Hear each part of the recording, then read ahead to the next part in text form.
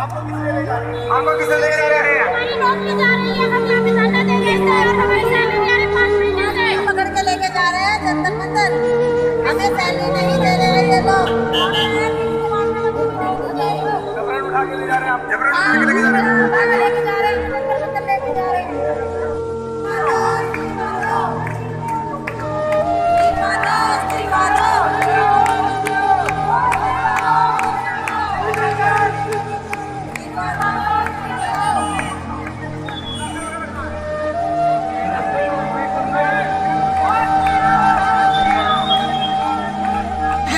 जिम्मेदारी नहीं होगी किसी का, वो स्वयं जिम्मेदार होगा अपना, घर जाएगा सीधा, इधर उधर घूमने आए हो तो। और पानी की व्यवस्था कर रहे हैं यहाँ पे, और शासन प्रशासन हमारा सहयोग दे, उनसे निर्भर कर हम विनम्र अनुरोध कर रहे हैं, पूरा शासन प्रशासन हमारा सहयोग दे, हम उनका सहयोग देंगे पूरा।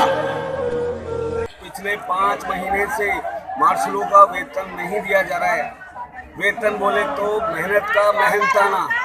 दिल्ली सरकार के कानों में जू नहीं रेंग रही है। अपने मंत्रियों की, अपने पार्षदों की 1 हफ्ते की सैलरी नहीं रोक रहे हैं, और हम बस मार्शलों की 5 महीने की मेहनत का मेहनताना देने में दिल्ली सरकार को शर्म भी नहीं आ रही है।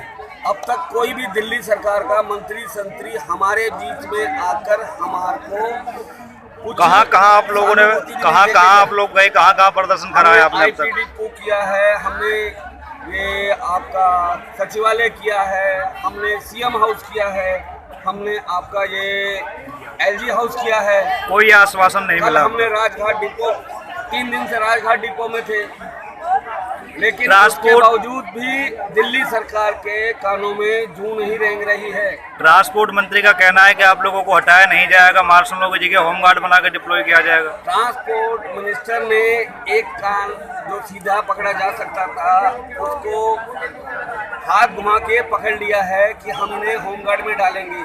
हमार को किसी विदाउट, अगर हमार को उठा के सीधा वहाँ पे ट्रांसफर कर रहे हैं तो वो बताएं।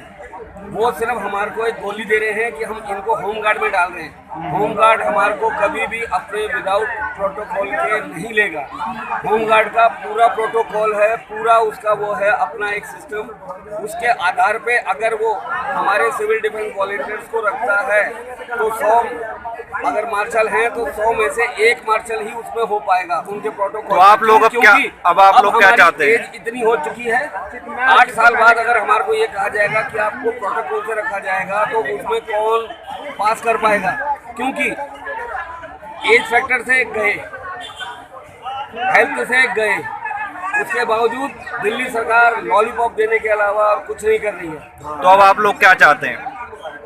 हम लोग सिर्फ यही चाहते हैं कि अगर हम डीटीसी महकमे में हैं तो हमें डीटीसी महकमे में ही रहने दिया जाए, या जहां हम मार्शल ड्यूटी कर रहे थे होमगार्ड की बात बोल के हमारे को बदलाए ना।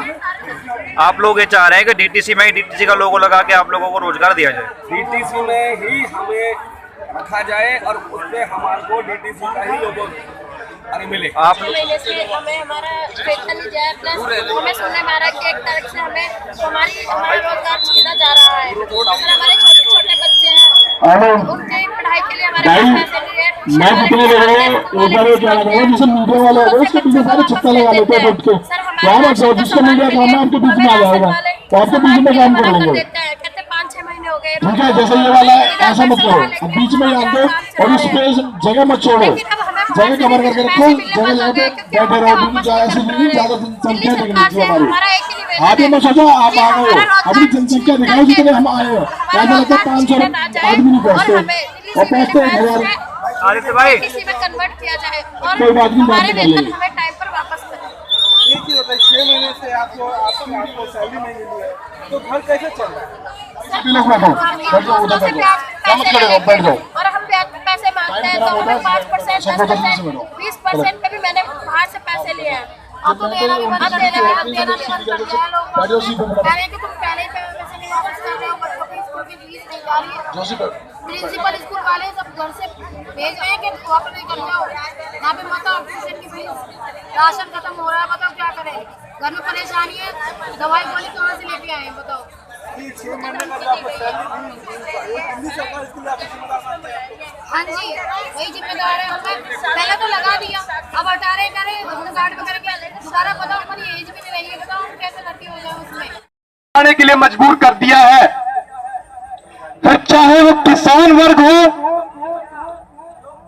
चाहे वो आशा वर्कर्स हो, फिर चाहे सिविल डिफेंस के हमारे भाई हो या होमगार्ड के हमारे भाई हो, और आने वाले समय में ये दिल्ली पुलिस के हमारे कांस्टेबल भाई, नंबर इनका भी लगने वाला है।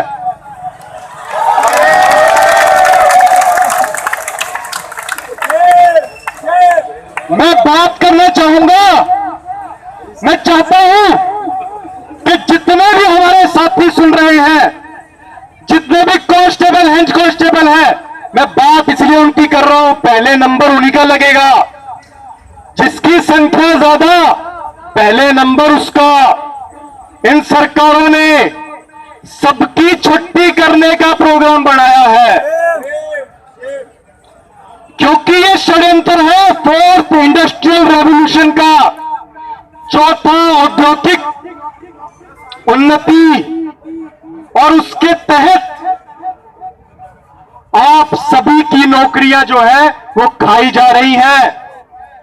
आप सभी को जो है बेघर और बेरोजगार बनाया जा रहा है, और आप लोग आवाज ना उठाएं, आप लोग बोल ना सके, और आप लोग परेशान रहे, इसीलिए कभी आपको नोटबंदी की लाइन में खड़ा कर देते हैं, और कभी आपको कोई कार्ड बनाने की लाइन में खड़ा कर देते हैं।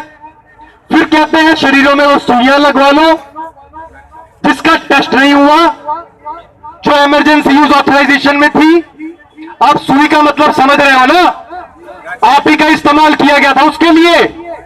देखा, जब आपसे उनका मतलब निकल गया, तब आप लोगों को कहां बिठा दिया? सड़क के ऊपर। उस समय पे आम जन से